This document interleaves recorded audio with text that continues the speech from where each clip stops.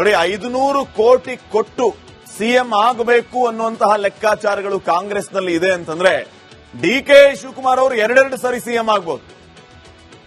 ದೇಶದಲ್ಲೇ ಎರಡನೇ ಅತಿ ಶ್ರೀಮಂತ ಶಾಸಕ ಅಂತಂದ್ರೆ ಡಿ ಕೆ ಶಿವಕುಮಾರ್ ಅವರು.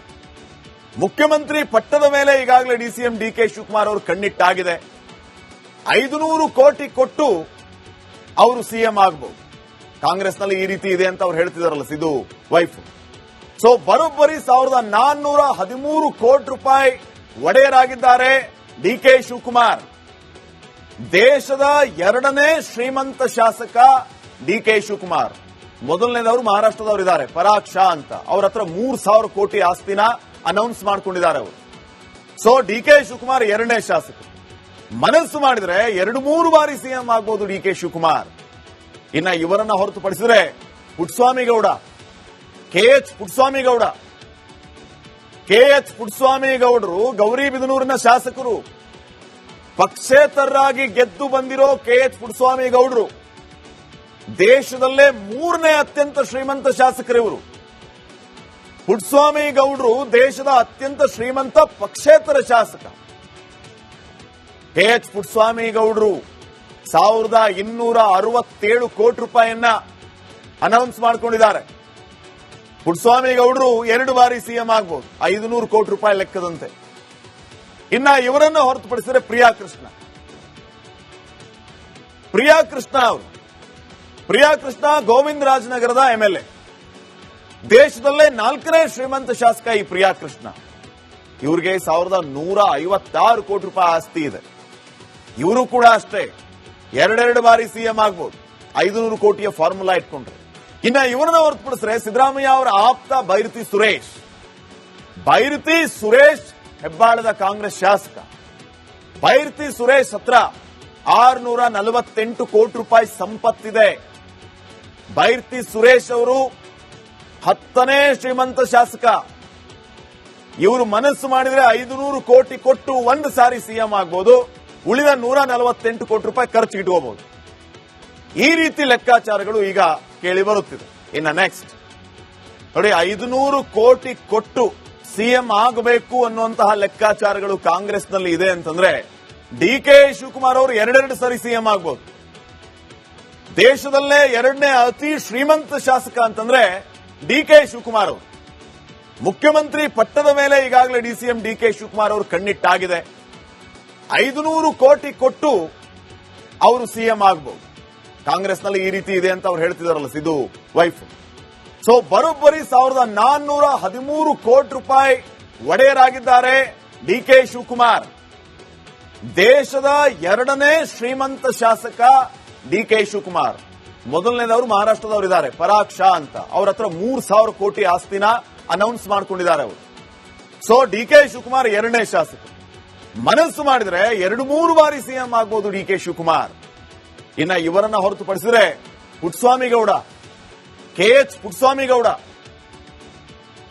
ಪುಟ್ಟಸ್ವಾಮಿ ಗೌಡರು ಗೌರಿಬಿದನೂರಿನ ಶಾಸಕರು.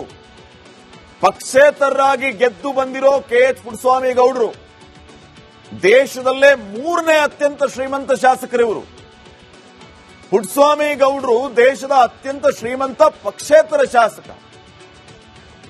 ಕೆಎಚ್ ಪುಟ್ಟಸ್ವಾಮಿ ಗೌಡರು 1267 ಕೋಟಿ ರೂಪಾಯಿಯನ್ನ ಅನೌನ್ಸ್ ಮಾಡಿಕೊಂಡಿದ್ದಾರೆ.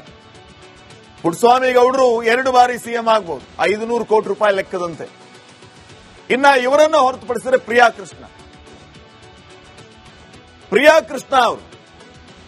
ಕೃಷ್ಣ ಗೋವಿಂದರಾಜನಗರದ ಎಂಎಲ್ಎ. ದೇಶದಲ್ಲೇ 4ನೇ ಶ್ರೀಮಂತ ಶಾಸಕ ಈ ಪ್ರಿಯಾ ಕೃಷ್ಣ.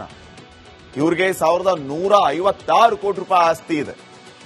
ಇವರು ಕೂಡ ಅಷ್ಟೇ ಎರಡೆರಡು ಬಾರಿ ಸಿಎಂ ಆಗಬಹುದು, 500 ಕೋಟಿಯ ಫಾರ್ಮುಲಾ ಇಟ್ಕೊಂಡ್ರೆ. ಇನ್ನ ಇವರನ್ನ ಹೊರತುಪಡಿಸಿದ್ರೆ ಸಿದ್ದರಾಮಯ್ಯ ಅವರ ಆಪ್ತ ಬೈರತಿ ಸುರೇಶ್ ಹೆಬ್ಬಾಳದ ಕಾಂಗ್ರೆಸ್ ಶಾಸಕ. ಬೈರತಿ ಸುರೇಶ್ ಹತ್ರ 648 ಕೋಟಿ ರೂಪಾಯಿ ಸಂಪತ್ತಿದೆ. ಬೈರತಿ ಸುರೇಶ್ ಅವರು 10ನೇ ಶ್ರೀಮಂತ ಶಾಸಕ. ಇವರು ಮನಸ್ಸು ಮಾಡಿದ್ರೆ 500 ಕೋಟಿ ಕೊಟ್ಟು ಒಂದು ಸಾರಿ ಸಿಎಂ ಆಗಬಹುದು, ಉಳಿದ 148 ಕೋಟಿ ರೂಪಾಯಿ ಖರ್ಚು ಇಟ್ಕೋಬಹುದು. ಈ ರೀತಿ ಲೆಕ್ಕಾಚಾರಗಳು ಈಗ ಕೇಳಿ ಬರುತ್ತಿದೆ.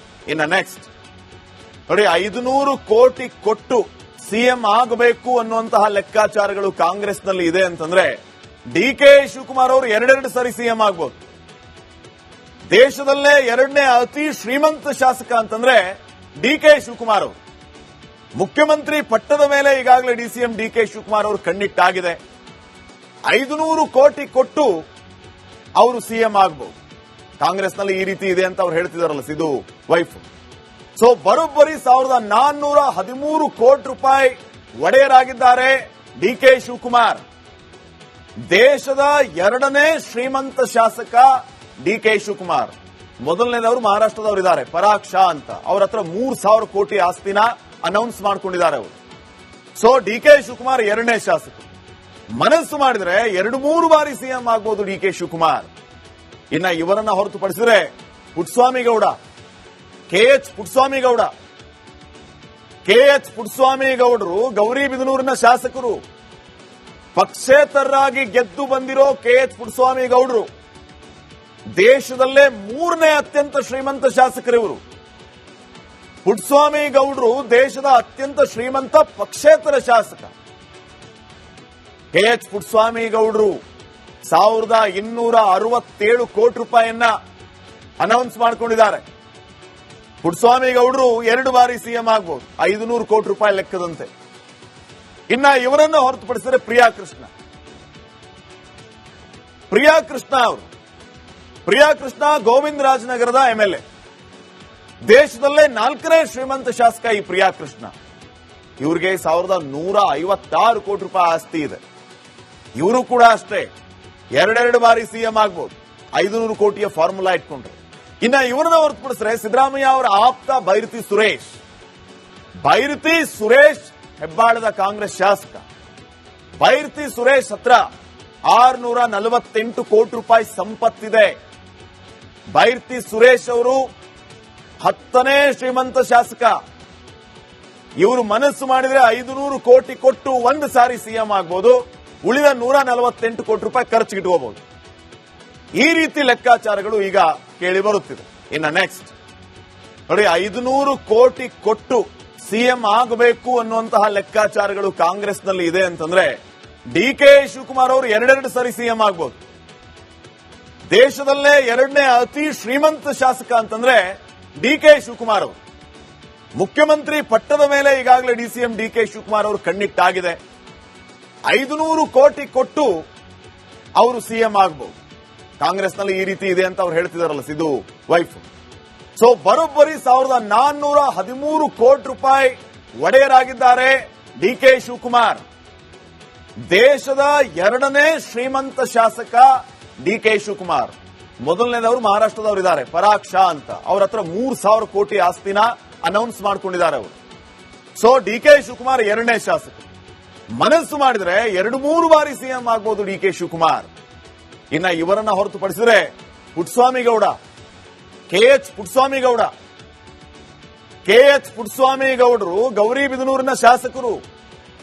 ಪಕ್ಷೇತರರಾಗಿ ಗೆದ್ದು ಬಂದಿರೋ ಕೆಎಚ್ ಪುಟ್ಟಸ್ವಾಮಿ ಗೌಡರು ದೇಶದಲ್ಲೇ 3ನೇ ಅತ್ಯಂತ ಶ್ರೀಮಂತ ಶಾಸಕರಿವರು.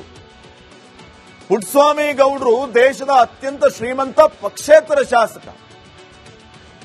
ಕೆಎಚ್ ಪುಟ್ಟಸ್ವಾಮಿ ಗೌಡರು 1267 ಕೋಟಿ ರೂಪಾಯಿಯನ್ನ ಅನೌನ್ಸ್ ಮಾಡಿಕೊಂಡಿದ್ದಾರೆ. ಪುಟ್ಟಸ್ವಾಮಿ ಗೌಡರು 2 ಬಾರಿ ಸಿಎಂ ಆಗಬಹುದು, 500 ಕೋಟಿ ರೂಪಾಯಿ ಲೆಕ್ಕದಂತೆ. ಇನ್ನ ಇವರನ್ನು ಹೊರತುಪಡಿಸಿದರೆ ಪ್ರಿಯಾ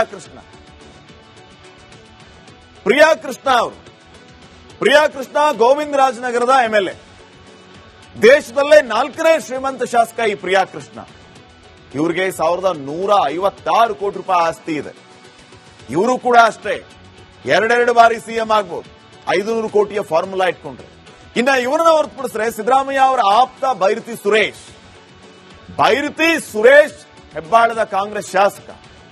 ಬೈರತಿ ಸುರೇಶ್ ಹತ್ರ 648 ಕೋಟಿ ರೂಪಾಯಿ ಸಂಪತ್ತಿದೆ. ಬೈರತಿ ಸುರೇಶ್ ಅವರು 10ನೇ ಶ್ರೀಮಂತ ಶಾಸಕ. ಇವರು ಮನಸ್ಸು ಮಾಡಿದ್ರೆ 500 ಕೋಟಿ ಕೊಟ್ಟು ಒಂದು ಸಾರಿ ಸಿಎಂ ಆಗಬಹುದು, ಉಳಿದ 148 ಕೋಟಿ ರೂಪಾಯಿ ಖರ್ಚಿಗಿಟ್ಕೋಬಹುದು. ಈ ರೀತಿ ಲೆಕ್ಕಾಚಾರಗಳು ಈಗ ಕೇಳಿ ಬರುತ್ತಿದೆ. ಇನ್ನು ನೆಕ್ಸ್ಟ್